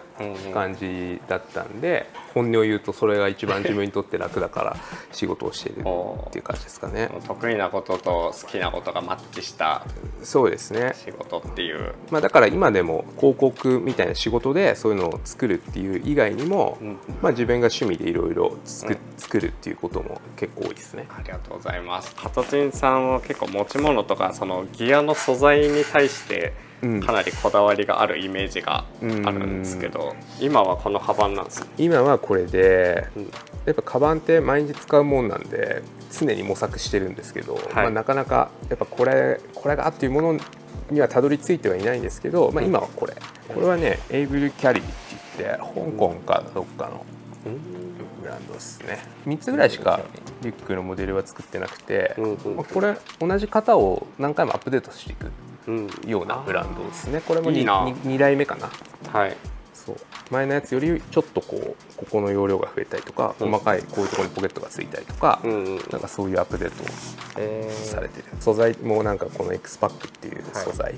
がまあ丈夫で、まあ、汚れも傷もつきにくいし、割と防水までいかないのかな。なんかでも水に強いんで、雨が降ってもまあそんな気にしないみたいなの理由で、それの素材のリュックを使ってますね。最近よくやっぱ見かけるこの強い素材。そうおお、こんな感じですかね。いいっすね。これに MacBook とか、あとまあ iPad とか、まあ、こういうランニングのウェアだったりとか持ち歩いてるもんだと、最近そのジンを作ったんで、まあ、そういうのを常に持ってて、面白い人がいると渡すみたいな、ね。おお、これも袋に入ってるんですね。そう、これも袋に入ってる。その袋を使う理由とかありますか？そのビニールのジップ、まあ濡れないっていうのがやっぱ一個でかいですね。こう暴発させて、こう中でそうお茶なんかこぼしたりとか、まあ、こういう服とかはそう運動した後汗かいてるんで濡れてるものを入れたりとかで、これ作りましたもん、このむしろ。自作そうよく使うなと思って。よく使うなをなんかサクッと作ってみたすごすぎる。いやでもなんかロット多いから、サクッとは作れないですよね。大量に作ってなんかうまい方法ないのかな。いいな。結構いろいろな創作物というかいろいろなクリエイティブをデザインされていると思うんですけど、なんかそのデザインの何ですかね、内側から出てくるアイデアというか、どういうものにインスピレーションを受けて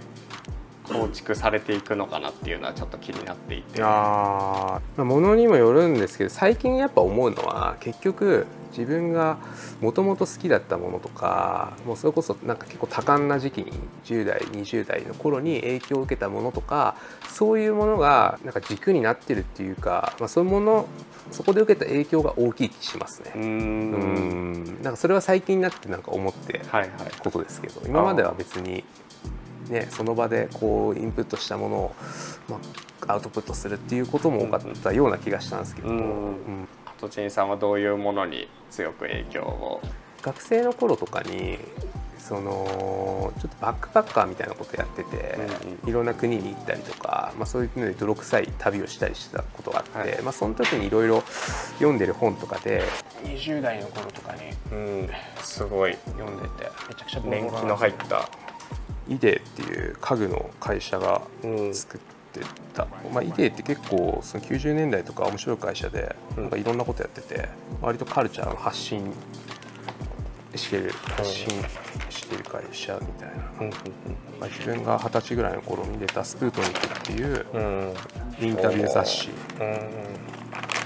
人に対していろいろ聞いていく、ある種トガログのデスクツアーもこういう文脈ちょっとあるかもね。なんかこう有名人っていうくくりではなくて、何かやってる人、ちゃんと外に向けていろいろ発信してる人だったりとか、若い人からもうレジェンドって呼ばれる人まで、いろんな人、そういうインディペンデントな人たちをこう取材して、それぞれこう人に合わせてこう動詞のこうタイトルがついてるっていうのが結構面白くて、これをなんかずっとカバンの中に入れて何回も読んでて、でこういうね中に出てくるような人に憧れてというか、ケン・キージーって格好の巣の上でっていう、これレジェンドですね。こういう人の記事だったりとか、そういう60年代とかのヒッピーだったりとか、50年代のアメリカのこうカウンターカルチャー、ビートジェネレーションって呼ばれる、そういうなんかカウンターカルチャーみたいなものがすごい好きになって、なんかそこがこう自分のね今デザインする上でもなんかそこで得たものを使っちゃってる気しますね。そうなんですね。アップル使ってるっていうのもそういう文脈も結構あって、もともとアップルもねスティーブ・ジョブズとかはそういうヒッピーっぽかったりとか、西海岸のカウンターカルチャーの中で結構育まれた会社だったりするんで、思想とかもなんかアップルの思想とかもやっぱそういうヒッピーの思想みたいなものを、今はねあんま、そう感じられることは少なくなったかもしれないけど、結構最近までそのアップルのなんか会社のなんか紹介文とかもなんかそういう紹介の仕方をされてましたね。そうなんですね。カウンターカルチャーのなんとかとか書いてましたよ。なのでそこの影響をやっぱり自分強く受けてるんで、これも使ったりとかデザインする上でもなんかそこで得たものをなんかアウトプットに生かしている気がしますね。よくスティーブ・ジョブズさんが点と点をつないで線になるみたいなそういう話されてるんですけど、それが多分自分の点の軸の中心に近いところが多分その頃に培った。最近やっぱ SNS とかやってて思うのが、割とインスタントって言ったらあれですけど、3ヶ月で習得して仕事にするみたいな結構流行ってたりはするんですけど、やっぱ好きなものってそういうの何も考えなくても自動的にインプットされていく感があって、なんだろう、知らないものに興味を持つとか、なんかそういうので広がっていくのかなと思いますけどね。自分の表現の幅が結果振り返ってみたらああいうインプットがあってこういうアウトプットがあったなっていうのは思うけど、そうあんまり気にしてないかもしれないですね。最終的に振り返るとっていう。はい、というわけで今回はアートディレクターの加藤陳さんのデスク周りと、そういうねものに対しての話をお聞きしました。ありがとうございます。はい。はい、というなんかまだ硬いですねハトチンさんの情報に関してはインスタグラムのアカウントを載せておきますので、そちらもチェックしてみてください。じゃあ今回ありがとうございました。それでは次の動画でお会いしましょう。トバログでした。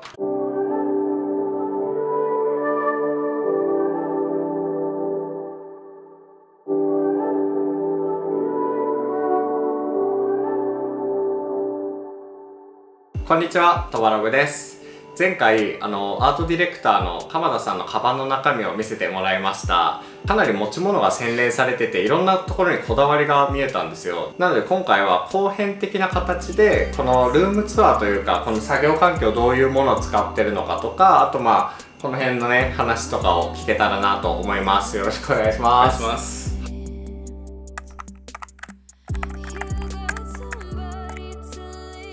これは自宅のリビング兼、書斎っていう感じですか？そうです。はい。ここで普段こんな感じでデザイン作業をしております。で、この家自体は 1LDK になってまして、本当ここがメインのところでして、あとはもう、お風呂場だったりトイレと、あと寝室があるというような感じになってます。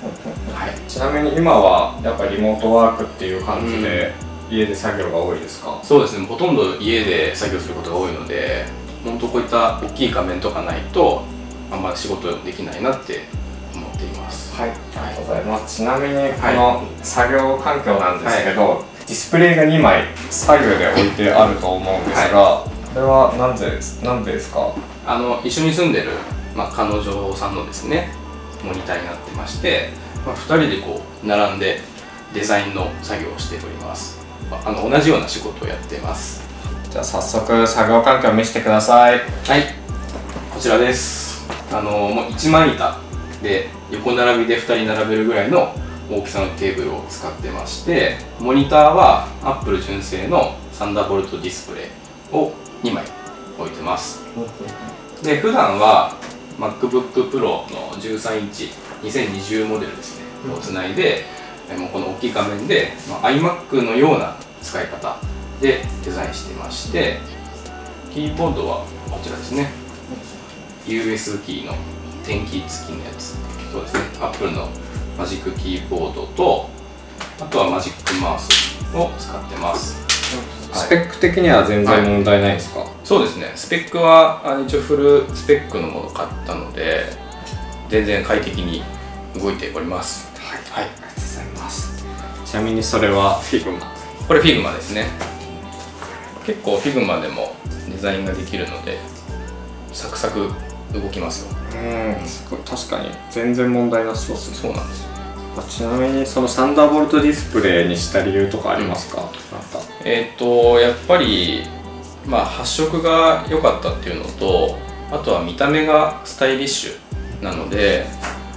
これに選んだって理由がありますね。MacBook の12インチと iPad Pro 12.9 インチと、これが MacBook Pro 13インチ、この3枚をこういうふうに重ねて置いてます。はい、ちなみにそれはスタンドは何ていうものですか？これは何ていうものでしょうねわかんないです。Amazon で買ったやつです。3000円ぐらいでした、確か。カバンの中身にも登場したコースターは何か？コースターはアクメっていうレザーのコースターですね。で、普段はこういうスタイルで今仕事をしているという感じですかね。そうですね、普段通りですね。1日何時間ぐらいいます？結構もうリモートワークになってからほとんどここにいるんですよね。1日のうちの半分ぐらいは多分ここにいて、もう趣味みたいなもんなんでデザインが、なんでもう本当に1日10時間ぐらいとか平気でここにいて、記事書いたりもするんですけども、記事書いたりこうやってデザインやったりっていうのをしてます。こちらはシャオミから出ているミーバンドっていうスマートウォッチみたいなやつですね。で、これをつけると、LINE の通知とか Slack の通知とかも来るので便利なのと、あとは運動する時とかこれでいろいろ測ることができるので結構ですね愛用してます。これは楽天ミニっていうちっちゃいスマートフォンですね。楽天モバイルを僕使ってるんですけども、楽天モバイル普段こっちに iPhone SE で使ってるんですけど、その時に買った端末がこちらです。いいっすね。ちっちゃくてね可愛いんですよ、すごく。どうだ。こんな感じでほんとちっちゃいスマートフォン、使いやすそうですね。意外と使いやすいです。今は電話専用機として使っています。はい、はい、そうお財布も使えたりします。そうですね、ここに超便利フェリカがついてるので、スイカだったりパスモとかが使えます。結構写真撮るんですか？そうですね、写真は結構好きでよく撮ってるんですけど、今こう見えてる写真はパラフで次の記事に書く予定のものになっています。普段パラフとかで、撮影しているカメラはこちらになってまして、シグマの FP 使っています。ストロボとかつないでるんでちょっとこの辺ごちゃごちゃいろいろついてるんですけれども、これが非常にコンパクトでしかもフルサイズなのですごく愛用しているのと、あと単純にこうデザインがかっこいいので発売日に予約して買いました。もうずっと使ってます。お気に入りポイントが普通このメーカーのロゴとかってどっかに目立つように入るじゃないですか。 FP って本当にこの見えます？ここしか入ってないですよ。ここにちょろっと入ってるだけで、シグマっていう文字がほとんど入ってない。キャップ取っちゃうともう本当に入ってないですね。これがいいなって思ったのと、グリップした時にこの FP って文字すらも消える、これがですねメーカーのなんかデザインへのこだわりをすごく感じたので愛用しています。すごくお気に入りです。ありがとうございます。シグマ FP で撮った写真ですか？あ、そうです。はい。シグマで撮った写真。意外とナチュラルで、割とあったかみもあって。そうなんです。このシグマの FP で撮るとティール&オレンジっていう独特な色味がありまして、でシグマのフォトプロっていうソフトを使うとそのティール&オレンジで現像ができるんですね。なので本当にこれを使うだけで一気にシグマらしい色になるんですよ。フルスペックの MacBook でもこんな感じで重たいです。やばいっすね。これはちょっとねマイナスポイントなんですけどソフト自体非常にいいソフトなので、我慢して使ってます。なんか椅子結構おしゃれですね。あ、これですか？はい。これちょっと高そうに見えますよね。見えますね。これ実はニトリで買った椅子なんですよ。ニトリ？そんなの売ってんですか？そうなんですよ、ニトリなんですよ。結構見た目もなんかかっこいいし洗練されてるし、でこんな感じで色違いもあるので、色違いでですね2脚買いました。いいっすね。いくらぐらいですか？これいくらだったっけないつも値段忘れるんですけどい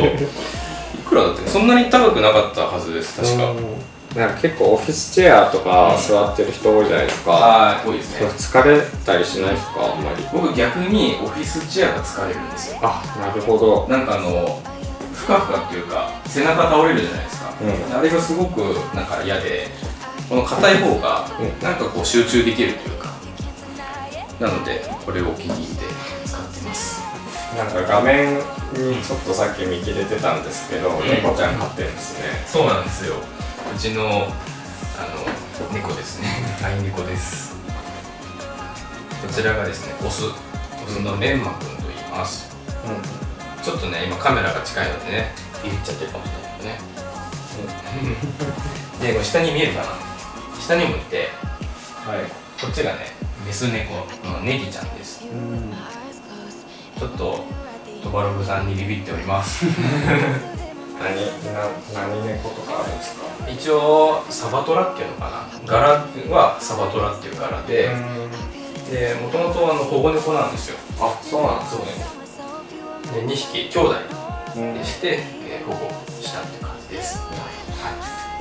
さっき写真にあったのがこちらですね。こちらは、オーダイというブランドから出ている大自然な香りがするディフューザーですね。で、大台町というですね場所があって、そこの森林から実際に採れた木をこうやって使ってる本当にこう天然な感じのものになってます。僕もこの大台っていうサイトを知っててっていうかおしゃれだなと思って見てて、それで存在は知ってたんですけど、まさかこうやって本当に見れるとは思わなかったのですごくこのロゴも素敵だし、パッケージデザインもすごくおしゃれなので、もう直感的にこれがいいなって思って買いました。お酒も結構飲むんですか？結構好きですね。これはもうトバログさんがおすすめしていたカフェジン、もう速攻で買いまして美味しいですよね。美味しいですね。飲んでます。ポスターには何かあるんですか？この絵ですか？これは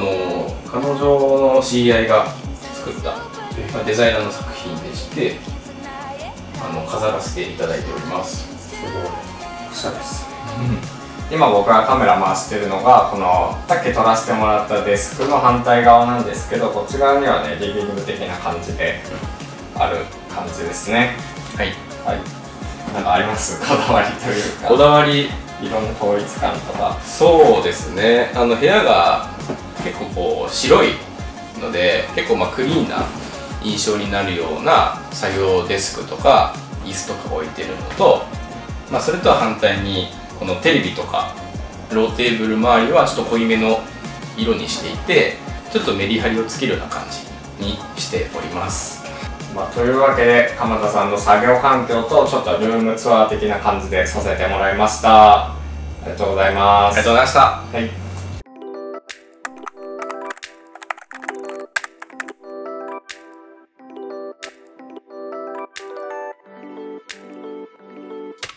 こんにちは、トバログです。今日は久しぶりにデスクツアーやっていきたいと思います。今日デスクを見せてもらうのはフォントデザイナーの坂野さんのデスク周りを見せていただきたいと思います。よろしくお願いします。よろしくお願いします。はい、ちょっと今回はねフォントデザイナーということでトバログではまだ登場したことがないジャンルの人のデスク周りなんでめちゃくちゃ楽しみです。実はね坂野さんのフォントを昔使わせてもらってたことがあって、なんかサムネをねライカっぽい文字にしたことがあったんですね。でそのフォントを作られていたのが実は坂野さんっていう、今でもPC 買い替えるたびにPC にダウンロードして使わせて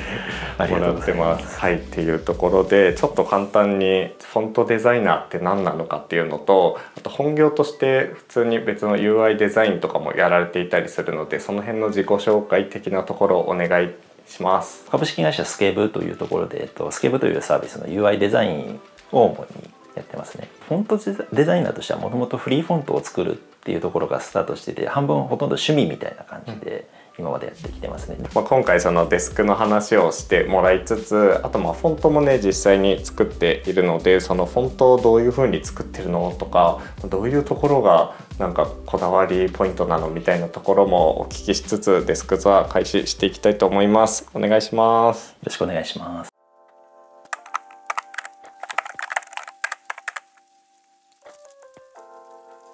じゃあ早速デスク周りを紹介してもらいたいんですけど、これ作業部屋自体は自宅ですよね？そうですね、自宅の片隅を使って基本的にはリモートワークで普段の仕事も、趣味とかも全部ここでってことですか？そうですね、全部一緒くたにここでやってますね。デスク周りは、この辺の棚とか含め全体的にグレーとホワイトで統一していて、ここがトバログ的にはめちゃうわこれはいいみたいな感じなんですけどもともとその白いガジェットが全体的に好きなんで、そこからコントラストが上がりすぎないようにっていうことで白い、あるいはライトグレーぐらいの色味で揃えたいなっていうのがあって、黒いガジェットっていうのがなんかどこにでもあるんで逆に避けたいというか。まずデスクはこれトバログも愛用してるんですけど、プレダックツの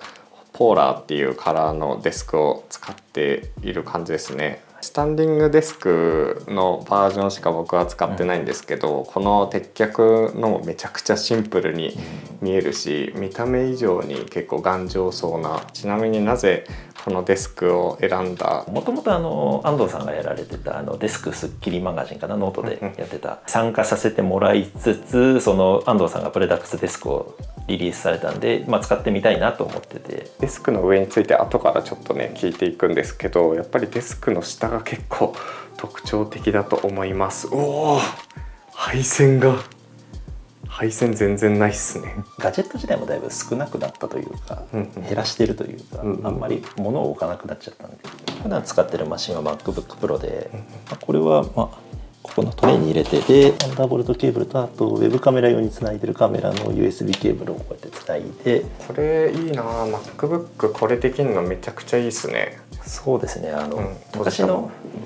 あれなんだっけな、あれはサンダーボルトディスプレイか、電源用のケーブルとディスプレイ用のケーブル2本必要だったんですけど、最近もうそれ必要なくなっちゃって、電源とディスプレイ出力用のケーブルが1本で、そのケーブルがこのディスプレイにつながっていて、配線の下を見るとモールとかで固定しているって感じですね。そうですね、この、ケーブルは、ロケットストアさんの、ケーブルスリーブを使ってて、その、でなんとなくそれだけだとさすがに色味が寂しかったんで、社外品というか、その別でそのマジックテープだけ新しくオレンジ色のやつを買って差し色にしてます、ね。普段全く見えないんでデスクの下に潜らないと見えないんですけど、完全な自己満足ですねこれ。なんか引き出し薄くて足にぶつかりにくそうでいいですね。そうですね、これどこにつけようかすごい迷ったんですけど、どこにつけても案外大丈夫だなっていうのは引き出しの中にはなんか普段よく使うものを入れてますね。ワイヤレスミーティング用にワイヤレスイヤホンとか、あとはシャーペンとか、ちょいちょい使う USB ケーブルとか、あとは SD カードリーダーぐらいですかね。物がやっぱ少ないです。そうですね。奥につけてるのは、昔買ったケーブルボックスをそのまま逆さにして穴開けて無理やりくっつけてるっていう。じゃあちょっとデスク周りの話で、さっきここに MacBook Pro があって、それがつながってここにディスプレイがあるって感じですね。ディスプレイは何のやつですか？ファーウェイ？これはファーウェイの、メイトビュー、白というかシルバーのディスプレイっていうのをずっと探してたんですけど、ちょうど1年前ぐらいにそのファーウェイがこのディスプレイリリースしてこれだっていうので買いましたね。いいですよね。これ画面も大きくて発色いいし、でなんかマットな質感だし、そうですね。それを選んだ理由みたいなのってありますか？まず色味がその MacBook というか Apple 製品と相性がいいっていうのと、暗くないというかシルバーモデルっていうのが結構16対9じゃなくて3対2だったはずなので、割と縦方向のスペースに余裕があるのが気に入ってますね。確かにそれいいですね。Apple 製品だと結構なんか XD なんとかディスプレイとかもあるじゃないですか。Apple のディスプレイ割と高いというか、ちょっと買うにはその勇気がいるなっていう値段だったりするんで、もうちょっとお手軽な10万切ってるようなこのモニターがちょうど良かったなっていうのがありますね。角度変えれたり、あとは高さも変えれたりしますね。いいですね。割といろいろドックみたいな感じになっていて、そこにつなぐともう充電もできるっていう感じですよね。ここ USB-A しかないので、Type-C 使ってるとあんまり使えないっていうのはちょっとちなみに前はiMac とか使ってたと思うんですけど、iMac 使ってた時は、確かに画面がでかいのは良かったんですけど、動かせないっていうのは地味にちょっと、マウスは Surface ですよね。Surface、マイクロソフトなんちゃらマウスだったと思うんですけど、名前を正確に覚えてない。キーボードは Apple ワイヤレス。そうですね、タッチ ID 付きのやつ。メカニカルキーボードのタッチ感があんまり自分は好きじゃなくて、もっとペライというかレザー式っぽい感じの方が好きなんで、ずっとこっち使ってますね。でタッチ ID が使えるのが地味に便利なんで、Apple のジュースで使ってるいいですね。結構なんか周辺機器完全に揃えるとかじゃなくて、それぞれなんか良さそうなものを集めてって感じだと思うんですけど。そうですね、マジックマウスがあんまり手に合わなかったというか、あんまり使いやすいと思わなかったっていうのと、あと白いの探してたらちょうどいい、外見にそのロゴとかがどうかとデカデカと載ってないっていうのがあって、このマイクロソフトのマウス使ってますね、今のところ。デザインやっぱいいんだよな、サーフェス系の。そうですね、何年か前から結構マイクロソフトのデザイン、ハードウェアデザインってすごい良くなってるなっていう印象で、それこそサーフェスのデザインチームが周辺機器とかやるようになって、今回からWindows 11も同じチームがデザインしてるらしいんで、デザイン的に良くなっていくのかなみたいな。ありがとうございます。ちょっとホーム画面の話から、フォントデザインする時ってどういうツールを使うんですか？基本的にグリフスっていうソフトを使ってますね。いられとかじゃなくて専用のソフトがあるんですね。そうですね、使い方自体はいられに近いんですけどそうですね、これはもう完全にフォントというか文字を作ることに特化しているような、いられよりはその作りやすいというか効率化しやすいっていう感じですね。ここで使ってるパーツとここで使ってるパーツっていうのは基本的に一緒なんですよね。なるほど。これをグイッと曲げてるとこういうふうに、そういうやり方が。っていうふうにこのパーツで共有してるんで、1箇所変えて全部変えれるっていう書体というかフォント制作に特化してるんで、こういうところで便利なところですね。面白いですね。それは何のフォントを作ってるやつですか？これは多分今年のいつだったかな、3月4月頃に公開したメレテっていうフォントのデータですね。車のデロリアンのリメイク EV 化みたいなプロジェクトでちょっと使われている書体があって、それが面白いなって思って自分でちょっと真似してみるっていう、こういうフォントって昔から作ってたんですけど、どうもしっくりこないなって思ってボツにしてるのが結構あって、で何回か作り直してるうちの一番新しいのがこれっていう。やっぱ一個ずつ作るんですね。そうですね。なんか話とかだと幾何学に寄りすぎるとあれだから、なんか自然な要素も取り入れて違和感をなくしてるみたいなのを見て、そういうのやってんだ。そうですね。単純な丸よりはもうちょっとカクンとするというか、もう手でだいたいこう気持ちいいというか、自然に直線と曲線直線っていう風につながっていくようなのをイメージして作ってますね。確かに内側と外側でなんか形違いますかね。普通の1000円と合わせると結構張り出してるというか、確かに角を丸くしていくっていう感じなので、上下左右は割とシンメトリーというか、科学的にやっちゃうと結構直線と曲線のつながり方が雑というか、カクンって見えちゃうんですよね、そのつながってるところが。それを避けるためにこういうふうにあえて。その書体自体はなんかどういうところからなんかラフみたいなのを作って。フォントデザインの作り方って結構人によると思うんですけど、自分は思いついたら割とそのままこのグリフスっていうソフト上でもまず試しちゃいますね。何文字か作ってみて、軽く文章というか単語を組んでみていけるなって思ったら、他の文字もどんどん作っていって、でアルファベットが一通り揃ったら並べてみたりとか、実際に軽く文章を組んでみたりして、違和感のあるところを直していったりとか調整したりっていうのをやってますね。他のデザイナーはどうやってるのかなっていうのは正直自分もあんまり知らないんですけど、まず手で書いてみてから改めてイラストレーターなりなんなりで取り込んでみてアウトライン化してっていうことをやる人もいますし、そのフォントを1個作る、1個っていうか1書体作るのにどのぐらい時間かかりますか？今出してるこのメレテっていうフォントは多分これ1週間ぐらいで作った気がします、早い。文字数っていうのがそんなに多くなくて、多分これはアルファベット一通りと数字と、あとなんかよく使うであろう記号だけっていうので特化してる。これは確かもともとヘルベチカを意識して作ったフォントですね。なんで割と似てるというか参考にしてるところは結構あるんで、これは380文字って出てるな。これは多分半年まではいかないけど 4,5 ヶ月ぐらいはかかったような気がするね。すげえ。これが太いのと細いのがあって、自分の傾向として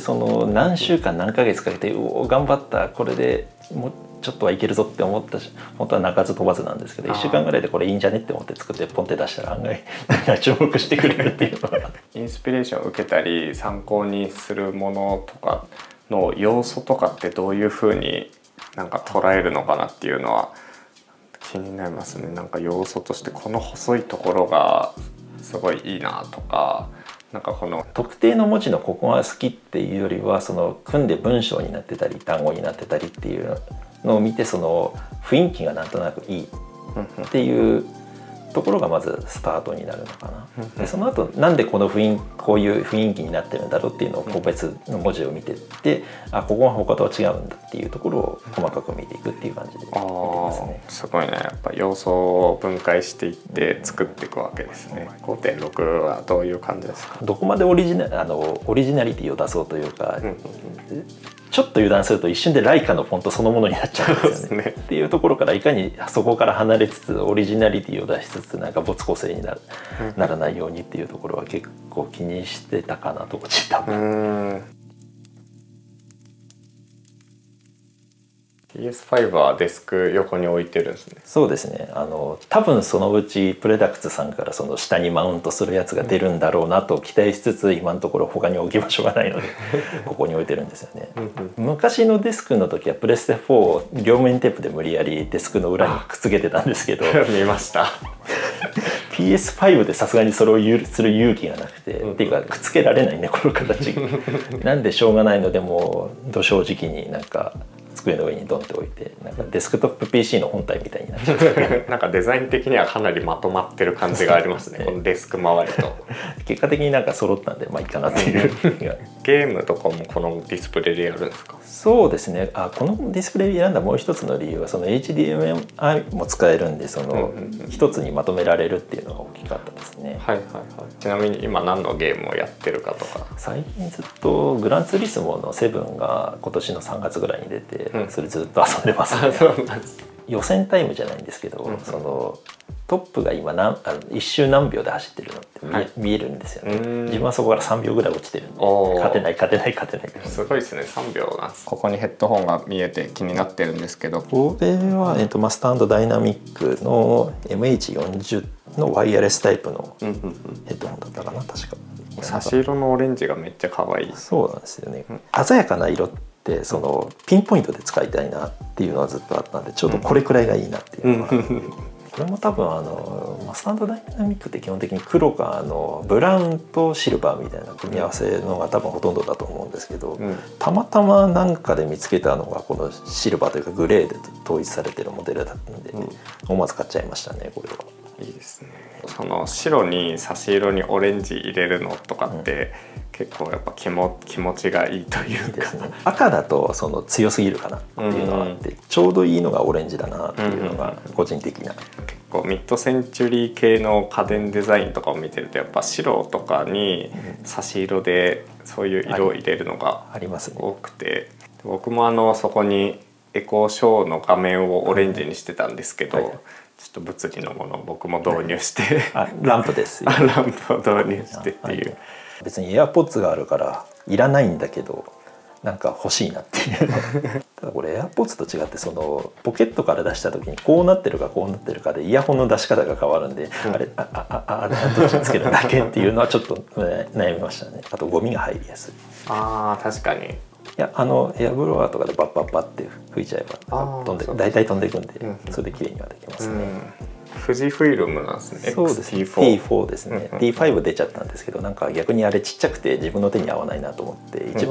多分シリーズで一番大きいのが T4 になるんで、よくこれ使ってますね。で普段はそのミーティング用にウェブカメラとしてこんな風に固定して使ってて、で休日になったら外して出かける。アームで固定してるんですね、デスクに。これスモールリングかなんかのポールで。レンズは何ですか？シグマ。これシグマの今年出た 30mm かなのやつですね。コンテンポラリーシリーズ。ようやくシグマのレンズが使える。確かに2017年ぐらいだから何年前に78年ぐらい。結構長い。その前はパナソニックの GX シリーズかな、ルミックスシリーズ使ってたんですけど、T シリーズの場合は全部このダイヤルで大体いじれるんで、っ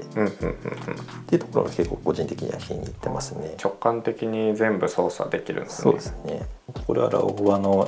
多分超広角レンズになって何ミリだったかな。多分換算で18ミリぐらいのレンズで、その山で使おうかなっていうか、山でその止まった時に星空を撮りたいなと思って買ったレンズですね。で一回も撮れてないんですけど、今年のまでは全部多分夜曇ってたというか雨降ってたような気がする。これはもともとレンズキットで買った時の1680だから換算24の100ちょいぐらいのレンズですね。ちょっと重いんですけど、まあ山に持っていく分にはちょうどいいというか、なんか使い勝手がいいというか、だいたいこれ1本でどうにかなるみたいな感じで。ここが望遠ですか？これが望遠ですね。望遠で撮るの結構好きなんで、これは70の300なんで、すごい500ぐらいですか？500はいかないか、450ぐらいが 1.5 倍だから、だから大体結構いろんなもの撮れますね。これも結構気に入ってるレンズですね。500ミリ級なのにそのサイズで収まるのやっぱ APS-C 強いところですね。やっぱ望遠がやり楽っていう。でその手前がなんか普段はそこに鎮座してるんですね。最近このウェブカメラとしてほとんど使ってるんであんま使わなくなっちゃったんですけど、昔はこういうふうに家に保管するときはこうやって置いてましたね。これピークデザインのあれですよね。ストラップですね。ストラップで銀座の直営ショップで売ってた真っ黒なタイプのやつ。なんかありましたね。その横はそれ三脚ですか？これ三脚ではなくてこのクリーナーというかペン式のクリーナーブラシのやつですね。なんてメーカーだっけ？置いてるやついいですね。これ IKEA のやつですね。引っ越した時にちょっとどういうのにしようかなって悩んだ挙句に探してて、IKEA のでいいなっていうのでで選びましたね。で2個横にくっつけて、このチェストとこのデスクの並びであるのいいですね、充電ステーションがここにあるって感じですね。で横のアンカーの120ワットのやつですとかな。なんですか PS5 のコントローラーだけ充電できないっていう。あまあこれが仕事用の MacBook Pro。あ、仕事用がまた別である。あと iPad mini かはもう普段のただのおもちゃというか、なんか動画見たりしたり。これはマグセーフは Apple 純正のやつで、なんかどこに置こうか迷ったら結局ここにしたっていうゴミ箱は無印のこの色が全体的に統一されてるのがめちゃくちゃいいですね。このモノクロというか、これはなんかもともと前の部屋で持ってたやつそのまま持ってきてただけなんですけど、結果的にあったなっていう。ぴったりと。椅子はやっぱハマミラのセールチェアですね。前から欲しいなって思いつつずっと買ってなかったんですけど、えいやっていう感じで、いつ買ったっけ、8月ぐらいだったかな、セールチェアにした理由みたいなのってあります？見た目とか。見た目と値段のバランスでギリギリアーロンチェアも欲しかったんですけど、ちょっとごつすぎるなっていうのがあったんで、あとはミラチェアとかミラ2チェアとかあったんですけど、まあバランスいいのはこの辺かなっていうところで選びましたね。かなり統一感がすごいありますね。長時間これに座って作業すると思うんですけど、疲れにくさとかは。1個前に使ってた椅子がなんかあんまり合ってなくて腰が痛かったんですけど、それが一気になくなりましたね。なんかすごく特別いいっていう、なんかここがいいっていうのはないんですけど、全体的にレベルが高いというか、使ってて違和感がないなっていうのは大事かなと思って。でもタイプ1っていうやつとかちょっと気になりますね。どういう感じで本を選んでます？でもやっぱ全体的にタイポグラフィーとかまあデザイン系ですかね。UI だからコードを変えるデザイン。そんなに真面目に読んでないとか、これはそうか、自分でデザインしたやつだった。写真は自分で撮ったやつ。そうなんです。あと帯とかも、これは思い入れがある本ですね。グリフスで始める本と制作。別に自分がかかっているわけじゃないんですけど、知り合いが書いてるんで、あんまり出ないんですよね、本当の作り方なんていうのがニッチすぎて。趣味で作るっていうよりかは社内で作るって感じですもんね、どっちかっていうと。そうですね。ノウハウが外に出づらい気がする。そうですね。はい、というわけで今回はフォントデザイナーの坂野さんのデスク周りとかを見せてもらいました。デスクのもの選びとかもそうなんですけど、フォントのそういう話とかもめっちゃ面白かったです。結構フォントってこう細かいところを詰めていく作業だと思うんですけど、なんかデスク周りとか物選びに関しても細部にこだわっ